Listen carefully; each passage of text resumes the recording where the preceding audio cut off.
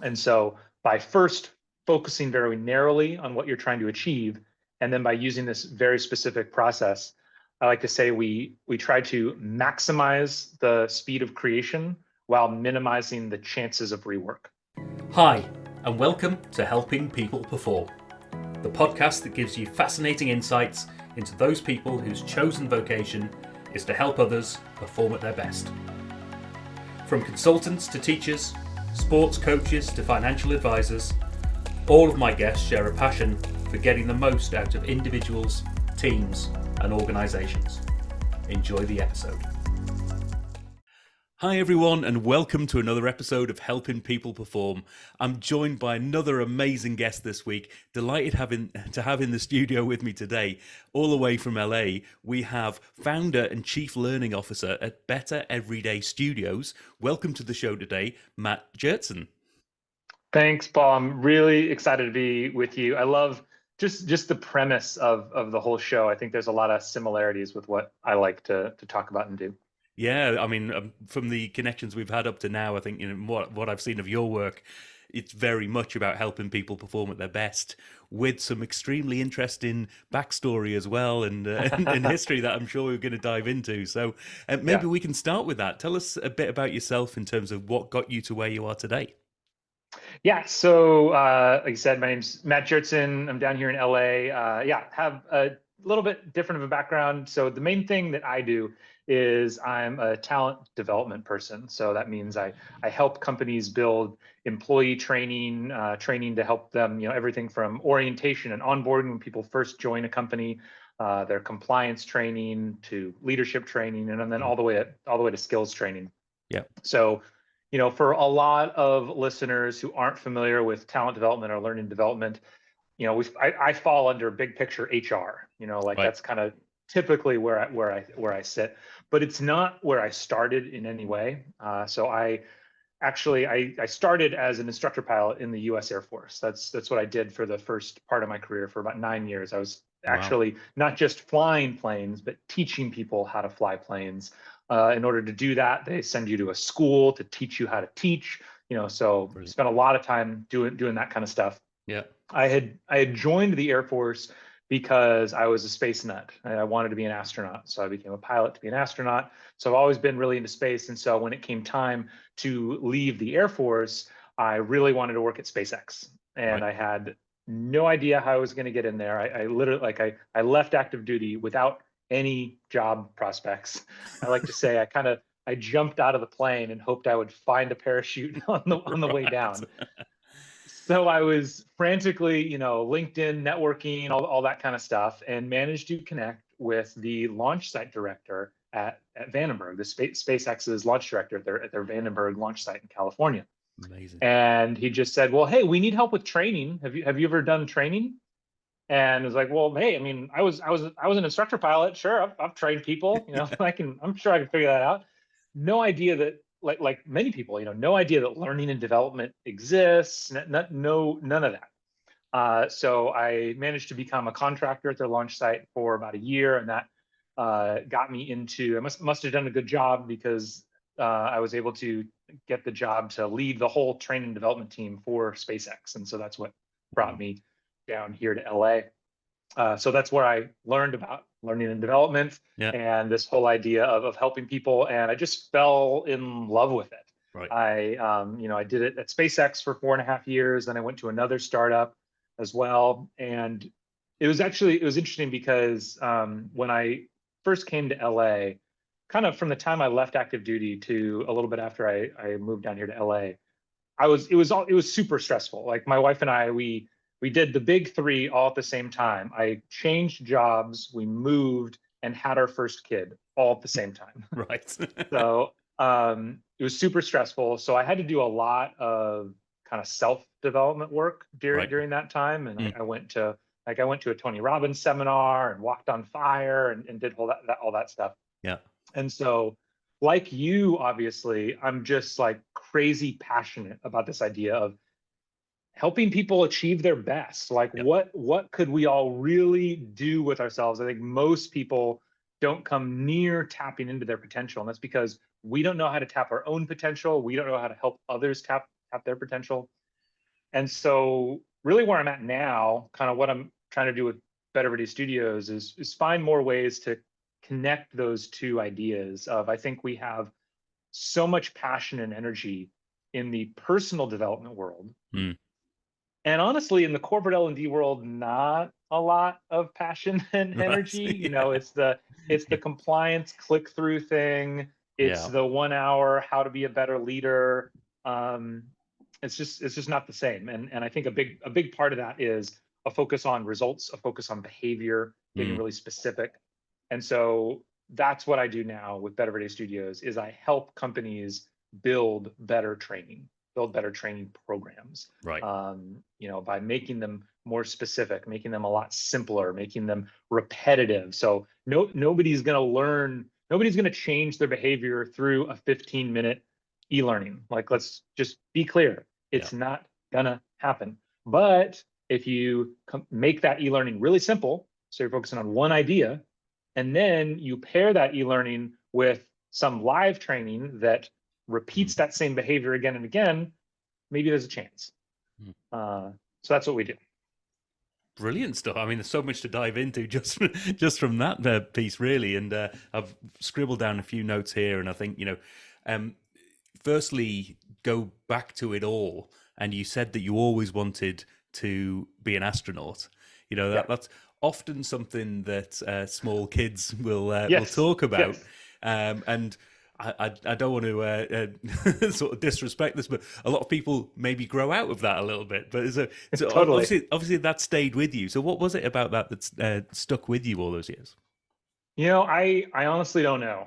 I gotta believe it's in my genetics or Right. something. In fact, there's this great YouTube video called Wanderers that I highly recommend everyone look up. You'll know what it is because it's a voiceover with Carl Sagan, Right. and it's just a series. The imagery is a series of fictional, like creations of real places in the solar system, Right. and people being there. So it's like people are base jumping off of cliffs on Enceladus, Wow. and it's this whole thing like that. And the voiceover from Carl Sagan is this idea of how some people are just wanderers. There's just this natural desire to, things might be good over here, but maybe they're better over there. Like, what's over, and if you think about the whole history of the human race, Yeah. there's obviously we spread and spread and spread, and there's these both sides. You need people who are really good at being established and settled and like Yeah. building everything out and building efficiencies and building systems and building civilizations. But there's a portion of what we need to survive, which is also that, like, but what about over there? and I honestly think I just have a little bit of that. I'm just really interested. I still plan on being an astronaut, as crazy as that sounds. I think it'll be a different form. I think we're on the verge of there being thousands and thousands and thousands of civilian astronauts. Yeah. And so it's still a dream of mine. And it's just, I don't know, it's just always been this desire to explore and see what's out there. Brilliant. I'm smiling to myself because fairly much on repeat at the moment, we've got Moana on my daughter's Yes, iPad. That yes, idea of wayfinders and people yes. who have just got that itch to go to the next place and to try something different. And 100%. And it's so interesting you bring that up because I've often done this thought exercise. I don't know enough to be able to answer this. I'd love to talk to people who really know. And I'd love to compare what is crazier, the idea of us in our current state going to Mars and making things work on Mars, or the Peloponnesians and people thousands and thousands of years ago making it to Hawaii mm, and making it work there. Like, that's insane. Like, that's insane. And so I just think if they could do it, we can do it. brilliant. I mean, such an inspiring thought. And the other part I noted down here is around that initial journey and the fact that you sort of found yourself in the L&D space. And this is familiar to me in a lot of ways. Probably more leaning towards the facilitation back in my day. Yep. It's like you Yep. get involved with it because that's what the business you're in needs at that point. You find as if you've got a passion. And then I think about my wife as well has been in L&D, but she's gone from being all sorts, being a teacher to running a store to then going, oh, we need people to be trained in what's happening in this store. Oh, there's Yep. an L&D itch here. Oh, maybe I'm really good at this. I like it, and start to go down those routes. And I think it's one of those general sort of vocations in life where there's not many people that I know who've gone in to be in L&D. Yeah. They've often found themselves because of where it's at, and I'm taking it that's your experience there as well, is it? 100%. I think that's really is exactly, a lot of people just kind of find themselves there. It's, I mean, it's interesting. I think, being somebody who now does B2B sales of L&D services, it's puts me in a really weird spot, I feel like, because most people, not even in the world, but most people in business don't know that L&D exists. That's entirely our fault. We've Yeah. done a poor job of, you know, delivering real results to the business, acting like we were really part of the business and helping achieve, strategic objectives. But it certainly is something that I just kind of stumbled into, Yeah. and I'm very, very glad that I did. Yeah. And the final bit I just wanted to touch on, I mean, the part that I'm sure piques a lot of interest for people is that SpaceX experience. It's one of those things. I spent some time working at McLaren and had the ability to work in that Very real cool. high Yeah. performance environment. Yeah. And actually, our mission control, which is a lot of the stories, a lot of the experience that I've had, ties into that. It's very much how I tell people about it. It's a bit like you're looking at NASA and you're looking at mission control there. You've got the big screens in front of you in that sort of decision making, high performance environment. Was that the reality for SpaceX? Was the environment, that high performing and high pressure for you? Absolutely. That probably had a lot to do with why I was going to Tony Robbins seminars and things. It was Right. a lot of imposter syndrome and Yeah. really feeling like I needed to up my game. I mean, I can't imagine, I literally cannot imagine for somebody like me, a more inspirational place to work, because Right. even though I'm, sitting in my office in my kind of cubicle area, that the whole office area, these 3 floors of engineers and HR people and supply chain and all those folks, you're attached to the factory where they build everything. Yeah. And so I'm sitting there sending out an email, doing whatever.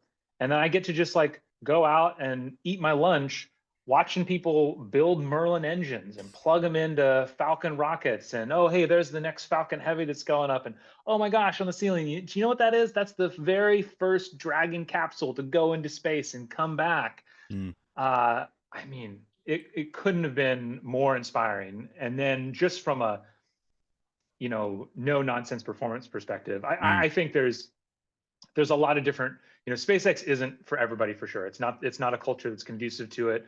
That's not conducive to everybody.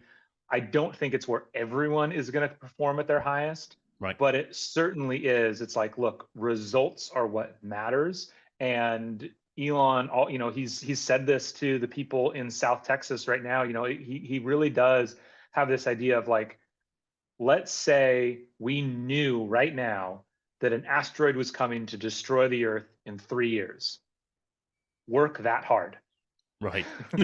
Right? Like that's because I think he is 100% sober minded in this idea of just how big the challenge is. When people might think, there's a lot of different opinions of Elon and of SpaceX, and just like is it all for show? Like it's not. Like the I used to do onboarding for the company, for the whole company, Mm. and the mission statement of make life multiplanetary is real. Wow. Like it's really truly what every person there is trying to do, and they do realize how crazy that is. Right.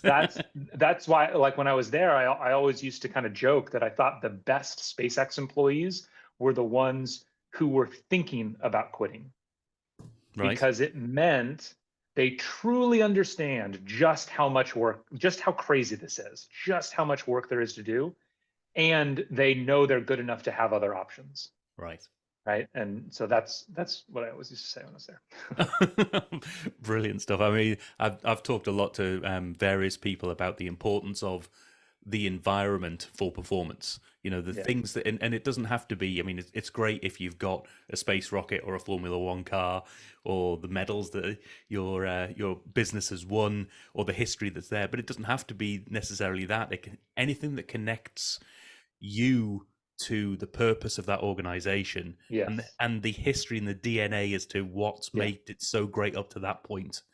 And you know, and what can you do, inspire you to go, this is amazing that's been achieved so far. My mission is to take it that one step further and to Yep. stand on those shoulders of giants. It's yeah, Exactly. loads of great stuff that can be had in any organization. I think it's brilliant stuff. So Totally agree. maybe let's dig a little bit more into what you do now. So I'll often ask people, you know, who do you help and how do you help them? You've talked a little bit about Better Everyday Studios. So who are your audience? You know, who do you generally work with, and what are you doing to help them perform at their best? Yeah, so we work with a wide range of companies. Given my background, I tend to focus on aerospace and defense companies, but we work with many other clients as well. Yeah. These are all probably what I would say are medium-sized companies, so they're ranging anywhere from, 500 employees to 5,000 employees, something like that. Yeah. So they have some talent development practices, but maybe not a ton. They don't have a ton of resources devoted to it. And I think ultimately we help them in a couple of different ways, but the majority of it is really helping people focus on outcomes in their learning and then building the learning that is suited towards those outcomes, because there's a lot of kind of backwards things that happen in L&D a lot for various reasons. And a lot of those reasons are understandable. But very often it's like, we get stuck on a trend of, say micro learning. We want to make 10-minute courses. Oh, great. And then we try to make the 10-minute course fit into like whatever Right. outcome that we're trying to achieve. Or we don't even know what the outcome is. Like we never ask that. And so I always start by, I help companies go through the whole thing. So we start with identifying the need. So we're talking to the subject matter expert, we're talking to the stakeholder, and I always start with the question of what behavior are you trying to change? That's what I really try to focus on, because I think we've all done a huge disservice by school. Yeah. In that since we all went through school, when we think training, when we think learning, when we think any of that stuff, we think of school, and school is all about knowledge, right? It's just like big knowledge dump. You're just shoving books in your head. And we just don't care about that in corporate L&D. We care about behaviors. We care about outcomes. And so starting by helping people focus on those outcomes, what's the behavior you're trying to change? And then we have really just in the last half of 2023, we really focused on a streamlined approach to developing content that's very specific to help figure out the outline. Like, what's the stuff that needs to be in here? Writing the script, creating a storyboard, building the actual product, and because that's another challenge that a lot of content creation has, is that it just takes too long. And by the time you get it out there, it's no longer relevant. And so by first focusing very narrowly on what you're trying to achieve, and then by using this very specific process, I like to say we try to maximize the speed of creation while minimizing the chances of rework. And so that's kind of like wonderful. The middle ground that we're trying to hit. So we make the content and then we give it to them. And then when I started Better Everyday Studios, one of the things that I did is I asked myself, so when I was on the receiving end of this stuff, when I was internal to a company, what are all the things that I hated about content vendors, and how do I not do that? And so a big one of that is there's no licensing, there's no per seat costs, there's no monthly subscription. We help you make the content, and then it's yours, even to the source files, so that you can take this on and make little tweaks, edits, whatever it is. So I think those are some of our differentiating factors, is that because of my background, I have the skill set to really do that detailed analysis of what are the real needs here. With me and my team, we have this super streamlined process to make stuff pretty quickly. And then finally, just the fact that it is 100% yours at the end of this process to do what you want with it. Yeah, and I mean, I'm feeling some of those pains that I've seen myself and seen a lot of organisations I work with. The the two ones that really strike home there. One, the speed of delivery. I mean, Yes.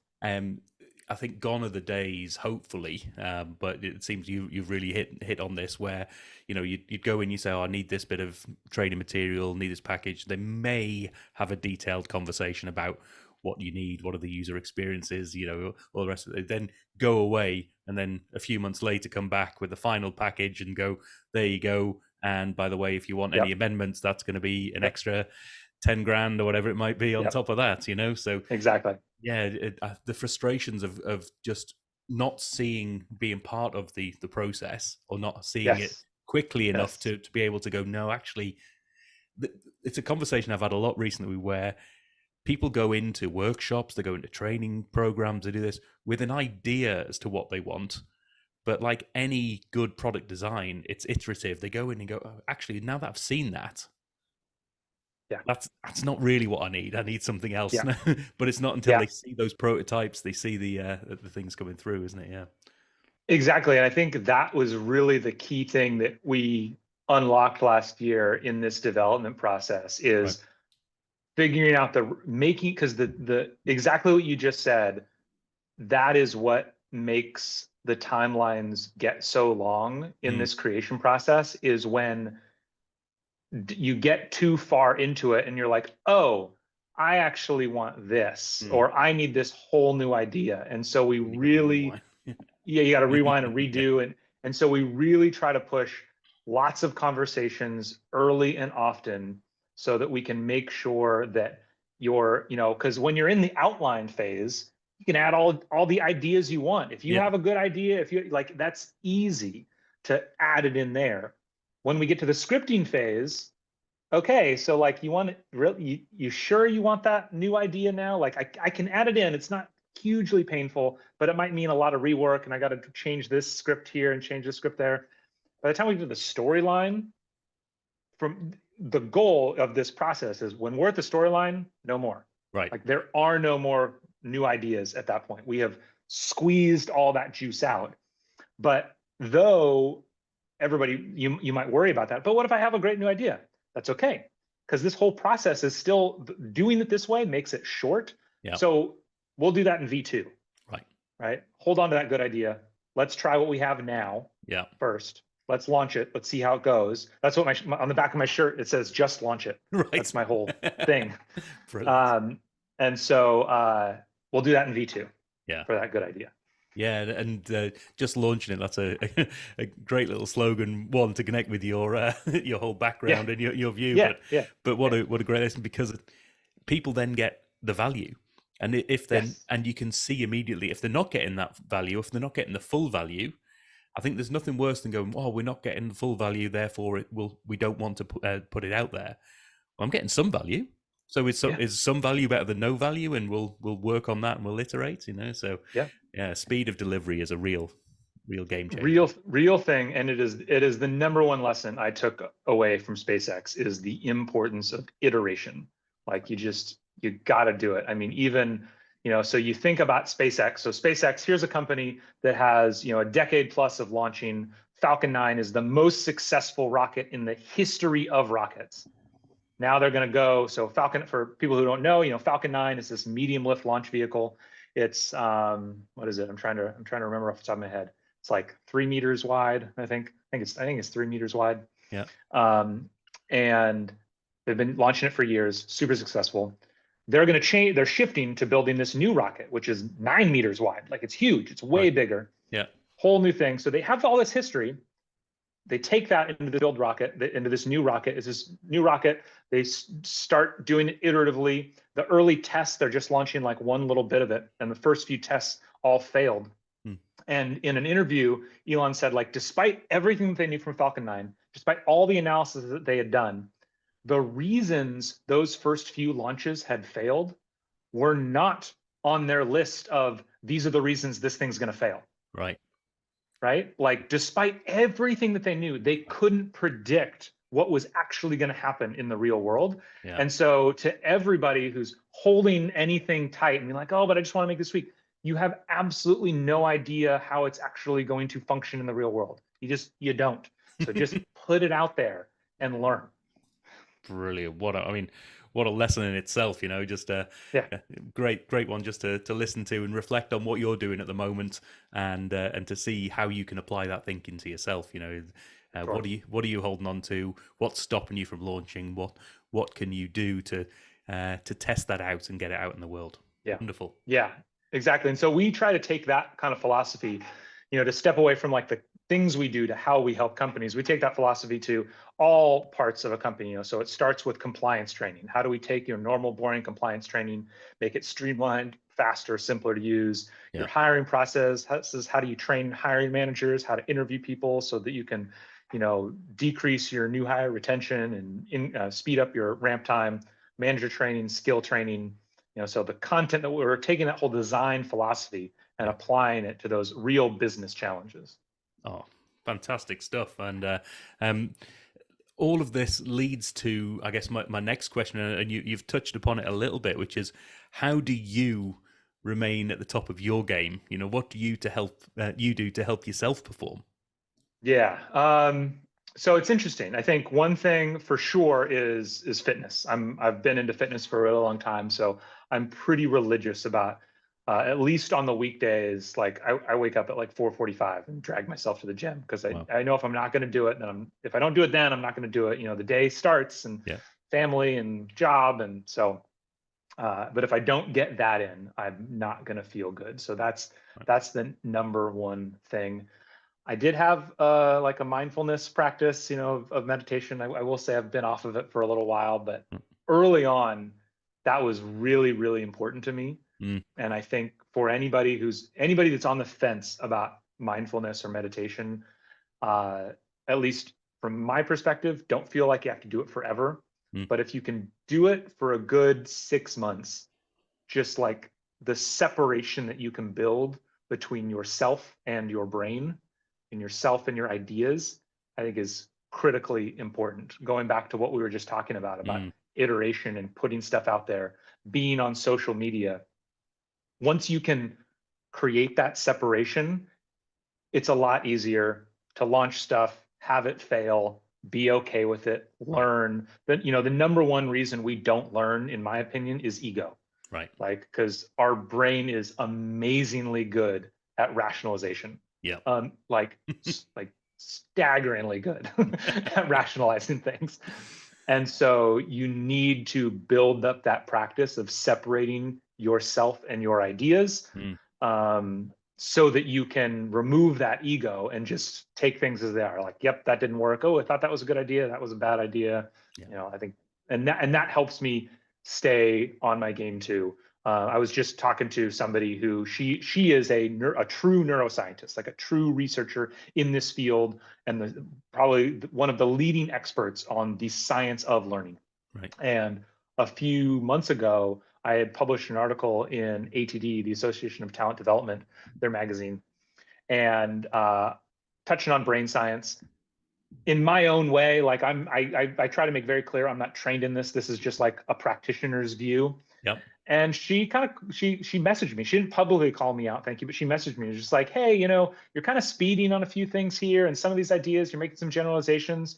And I was like, great, thank you for saying that. Awesome. And I took that and I kind of looked at what I said and reconstructed. I'm working on reconstructing all these ideas. So have at some point in your life, having some kind of mindfulness practice, I really think helps build that separation, so that Mm. when you get that criticism, you're like, cool, because they're criticizing the idea, they're not Yeah. criticizing you. Yeah, that ability to not take things personally that's a game changer for a lot of people, isn't it? That's wonderful. Yeah, Um, absolutely.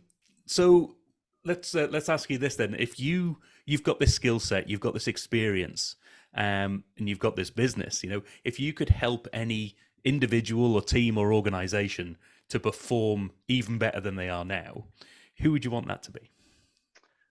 So for a while, my tagline was building a better future through learning and development. That's kind of how I thought of it. And Yep. so I love helping. This is pretty broad. I love helping organizations that are really trying to like build some new thing in the world. Right. So that's a lot of space companies. I'm obviously a big believer in space and the space economy. And so, rocket startups or anybody doing anything in the space world, I'm all about. But that then also transitions into energy infrastructure. Just like I love helping. We're at this weird point, I think, everywhere in the world where we just have so much that needs to get physically built. I feel like we've spent, who was it, Mark Andreessen or somebody who said years ago, the world is getting eaten by software. Software is eating the world. Right. And it's really true. Like just the last couple decades have been all about coding all of our solutions to things. And that's honestly gotten us to the point where we just have a lot of stuff that needs to get physically built. I remember when I was at SpaceX, there was a time where the limiting factor on the company was the ability to find tube benders, like literally people who were qualified to use these machines that would take straight metal tubes and bend them, right, in a very precise way. And that just just like the importance of like building things is can't be underestimated. So I know that's very broad, but anybody who's out there like trying to like really build something for the future. Oh, wonderful. So if you're out there, make sure you connect up with Matt off the back of this. And let's flip that on its head a little bit then and say, if you were able to sit down, have a coffee, have a meal, and learn from any individual or maybe a group of people, something that would help you perform at your best, who would you want that to be? So I think there's a couple of people that come to mind. One is a author, Lisa Feldman Barrett. She wrote a book called How Emotions Are Made. She has a new book out as well.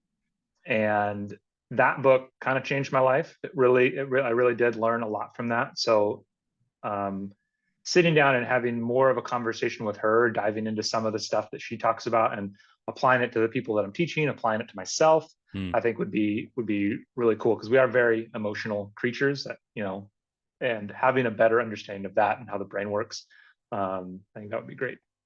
Awesome. And you said there were a couple. Is there another person? So she's my first one. Another one that comes to mind, same kind of vein, is Anders Ericsson. He has passed away, but he's a researcher on kind of like the memory of the science of memory and peak performance. He has a book called Peak that similarly kind of changed my life. Yeah. And so he would be a really neat person to sit down with. And then the final one that I'll just say, like, I gotta believe it would be life-changing to have a conversation with Tony Robbins. Like, right. I gotta believe it would be.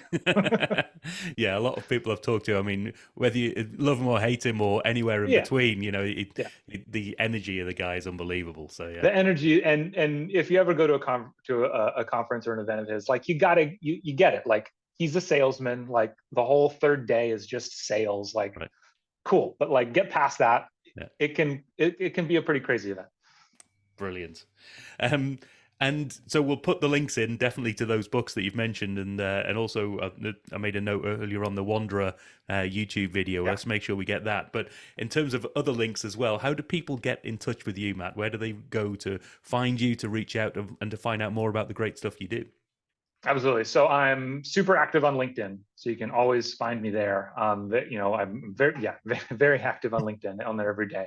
Yeah. Our website is bettereverydaystudios.com. Yep. And then also middle of last year, started up a podcast of my own called Making Better, where we talk to a lot of talent development professionals, but the goal is really to focus on kind of a broader audience. I think this, everybody in our lives, at some point, we're teaching somebody something. Yes. And especially in our professional lives, if you're a manager, if you're a team leader, if you're a subject matter expert, your ability to distill down the information that you have in your head and put it into other people's heads and make them action on it. Yeah. Very, very useful skill. And so that's what we try to help people. How do you make people better? Superb. So we'll make sure that we've got all of those links as always. And as always, I'll always encourage my audience to reach out. Do reach out, connect with the guests here.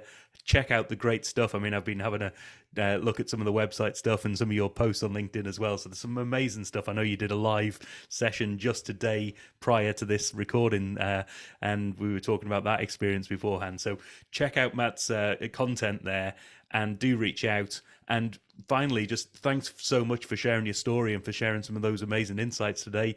Thanks for being on the show today, Matt Gjertsen. Absolutely, Paul. It has been fantastic. Thank you so much. Cheers now. Bye. Thanks for listening to today's episode. If you liked what you heard, then please give the podcast a rate, review, and share. I'm Paul Teasdale, and from sausage making to banking, oil and gas to Formula One, I help people perform. If you'd like to find out more and have a conversation, contact me via helpingpeopleperform.com.